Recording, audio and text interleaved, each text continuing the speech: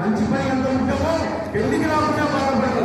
ఎవరైనా ఎక్స్పైర్ అయినప్పుడు వీళ్ళు కార్యాలు చేసే వాళ్ళు విస్మరించుకున్నారు. ఈ కమిటీ వాళ్ళు ఈ కార్యక్రమంలో వారు కూడా సన్మానం చేసినందుకు ప్రత్యేకంగా ధన్యవాదాలు తెలుపుతూ ఈ అవకాశం ఇచ్చినటువంటి ప్రతి ఒక్కరికి కమిటీ వారికి ధన్యవాదాలు తెలుపుతూ ఇంతలో ముగిస్తున్నాను.